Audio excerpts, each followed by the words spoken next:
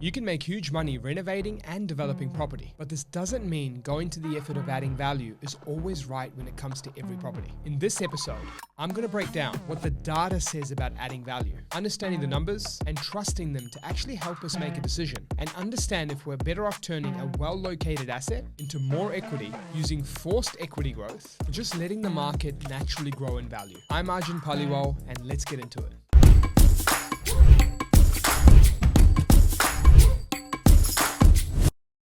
With all the TV shows, renovation, development, hearing about what your uncle once did or auntie once did, it all sounds very exciting to get into it, right? But there are moments when it does make sense and doesn't make sense. This is where I'm going to unpack that for you today. So firstly, the biggest thing to consider is that developing and renovating property, in most, not all cases, takes time. There is decisions around what you're going to develop, what potential is there. Same with the cosmetic renovations, even if it might not have as much potential uncapping from third parties, such as, councils or town planners and surveyors. You're now down from a cosmetic renovation to what depth should I renovate it? Do I go all in on kitchens, bathrooms, paints? Do I just do a couple of cosmetic things? All this decision making takes time. The second part from time is not just decision making, but it's execution. And the last part from time is not just execution, but it's actually other moves that you could have made. When will you have rental income start coming in versus when you don't have rental income? And when will you actually have the ability to extract equity if you have done a good job to extract that growth? So time is a big factor to consider. One thing that I've noticed many people do is when it comes to the development side, not just renovation, is that they can go through 1 to even 3 year periods. With 1 to 3 years, the bank may limit them to many other acquisitions that they could have made to now only the 1 or 2 because their capacity stuck on something that isn't technically receiving a rental income, or they have a lot of headspace used in that asset to hopefully make it work and get it done right. So acquisition timelines slow a lot when you go down this path. The same can exist with renovation. Remember, there's lots of professionals, lots of people you're calling, lots of decisions being made, lots of project managing. And so as a result, if you're not jumping on it with a time in mind, you could also delay the opportunity cost there. So that's the first part to consider. And many people actually don't consider that because it's hard. Do you think you may purchase a second property in 3 months or 6 or 9? Some people don't know. And because they're unknown, they go, well, I'll just focus my time on developing or renovating it. So that's the time aspect, right? Now, the other part is time in another way, which is time in the fact that you think you made 20%, say, gross margins on a development project, or even just say you had 20% improvement in your end value from renovation. If that took a certain time, what that is not 20% in isolation. It could be, say, 21% over 2 to 3 years is now 7% per annum, right? So how much of that 21% also was market growth versus actual development or renovation growth? That's another thing people forget. For example, I've seen people renovate in the city of Townsville thinking that they had great growth and great outcomes. But what they didn't realize is that the city was actually growing at just over 2% per month anyway during the year of 2024. So now you've got 2% per month growth anyway. It's almost 24% in capital growth for the year. People are celebrating that 20% increase in renovation, not realizing that most of it actually sat, or all of it sat, from the growth itself. What renovation did in that scenario leads to my second point, which is the actual renovating for growth or renovating for income. And that's the thing many people confuse. Because there's such high growth markets that people grab renovation properties in,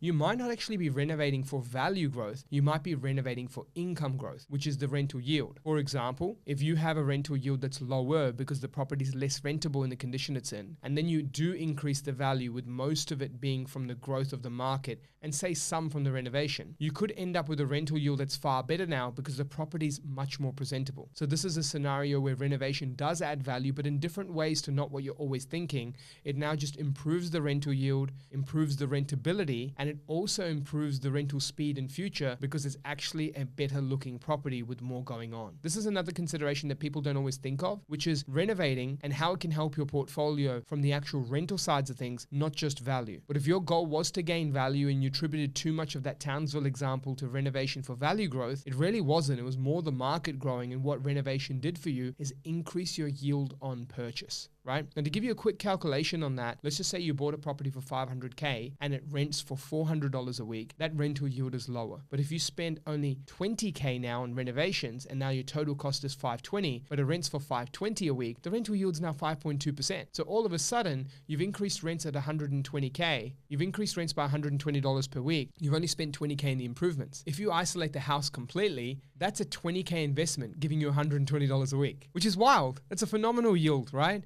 So that is where renovation is something you should look into as well, not from the perspective of just growth, but look at it from renovation with growth and rental income changes. Those are some of the considerations. Time when it comes to renovation and how that can impact you on opportunity cost, money lost, an actual measure of growth. How much was it the market versus the actual growth of the renovation? The second part is considering the X factor that renovations can do, which is rental income and rental yield increases, not just value increases. But the last thing to consider is looking at data in a different way to see if your renovation was actually effective. So I'm going to give you an example of an effective renovation and a one that's less effective, just with a few stats from resale calculations. So this first property is an effective renovation. So this particular property is in the suburb of Holland Park in Brisbane. And this property had some renovations done to it. Now, with this particular renovation, you can see here that the actual price was sold from the resale amount to be 35% higher since purchase. But the actual suburb average growth was 25%. So there was an increase in resale value when it comes to the suburb growth in comparison to the resale value from how much that person purchased it for. What's unknown though is how much they spent for the renovation, and was it enough to make up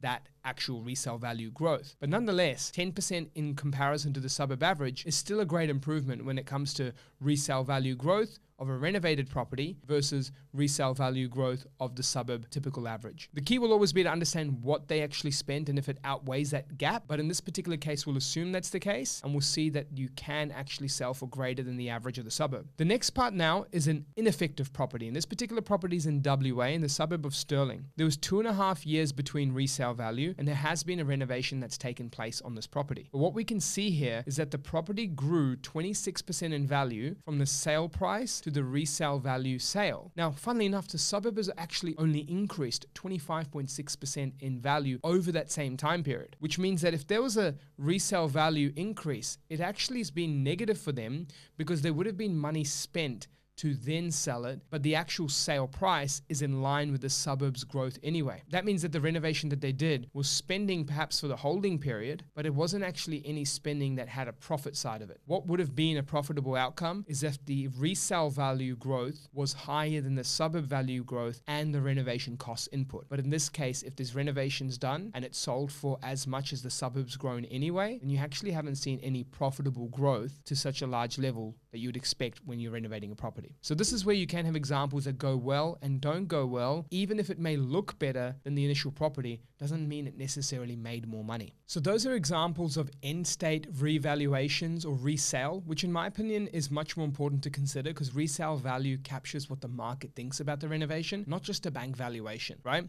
But there are other things to consider that can help and how you can get some quick wins. So the first thing is your portfolio consideration. I mentioned earlier in point 2 about renovation for the purpose of rental yield increasing. That is a great advantage because if you increase yield on purchase, you now get better borrowing capacity. You also get a better tenancy position, meaning it's faster to rent and you're likely to attract the best possible tenant with a fresher property. The third part is you'll have increased depreciation or potential tax write-offs depending on what is claimable or not from that renovation. The fourth part is with increased yield, you actually not only increase your borrowing capacity, but you increase your cash flow and ability to hold the property. So from all of these angles, renovations, even if it may not create a high profit from the growth angle, if it at least breaks even on the growth and you get your money back, you've still got an increased outcome just by having the rental improvements from all of these scenarios. But the extra bonus on that point as well, you get less maintenance in the future because you've done all those fix-ups up front. So that's another great outcome to have. So that's where renovating makes sense on the renovation for rental growth. The double win is when you can get rental growth and capital growth. And there are aspects where renovations can help here. The first is if you're able to do it in a fast manner and you're able to isolate it from value growth of the market in comparison to renovation growth. For example, instead of a 12-month renovation, it's done in 30 days, 60 days. Those are difference makers because when you do come to revaluing, you're able to make that speed come into effect that could outweigh the market value growth and be clear is a difference between the market value growth. For example, if Townsville was that scenario there and it grew 4% in the 2 months, what if your value of the property grew 10% and you only spent 3% of the value? That's 4% market growth, 3% spend, but you still had 3% extra in growth that came from the overall project. That's a great outcome. So speed is key when it comes to renovating. Now, when you're deciding on speed is key, this is a factor of the market selection, right? Because in certain markets, like very blue chip markets, you may look to actually go extra in time, extra in spend, because the end buyer is really looking for something different. And you've seen the end buyer sales, and those end sales are substantially higher when you go all the way. So that might decrease your speed, but you're finding ways to increase value gain. But in more affordable suburbs, the speed might be very important, because even if you spend much more, you might not have the comparable sales to back up what that could look like. So is it really going to be worth overcapitalizing on that renovation and taking time to do it, losing on both fronts? Opportunity cost, speed and time, interest costs, and then lastly, not getting the value growth that you want because you're trying to make the Taj Mahal of your suburb. The last and final part to consider here is where you can make higher ROI and quick wins happen. So for example, there might be renovations that are easier or lower cost, but they change the game. The things that change the game is usually floor plan renovations. Floor plan renovations make a 3-bed, 2-bath to a 4-bed, 2-bath, or a 3-bed, 1-bath to a 3-bed, 1-bath and an ensuite. These things allow you to have a whole different comparable analysis framework, where now instead of comparing to similar, superior, or inferior properties in the same structure, you're comparing to similar, superior properties or inferior properties in a higher structure, being the extra bed comparable, the 4th or the 2-bathroom comparable. And also with these comparables, if a suburb has a decent gap between the 4-bedder and the 3-bedder market, then as a result of that, you're increasing value at a higher level. Now, it doesn't take the fact that you can also increase value in the other quick win ways, whether it be door handles, shower heads, ovens, dishwashers, and little things like that. All of those can create wins, but I've often found that aside from the freshen up of the place, floor plan improvements can make a big difference. But it's important to value it up with the first 2 tips: where it sits in the market, and of course the time you're spending on it. So those are some of the ways you can engineer quicker wins and where renovation does make sense. So from that perspective, that's how we look at renovation, in where it makes a difference for a portfolio and when it might not make a difference, with some tangible examples of where people haven't had it go right for them. Value add renovations or even subdivisions aren't for everyone at the end of the day. If they're going to impact your speed, impact opportunity cost, impact the actual ROI you receive, that is not something that's worth doing. And buying just simply well-placed, well-located, well-timed markets that diversify across the country could be better. But if you have the appetite, you can get your comparable analysis right, the speed right, and you have the right things to do in that property that give it the X factors or just these slight improvements in yield, they could continue to make a positive difference for your portfolio in the long term. If you enjoyed that episode, don't forget to click like and subscribe for more content like this. Look forward to seeing you in the next episode.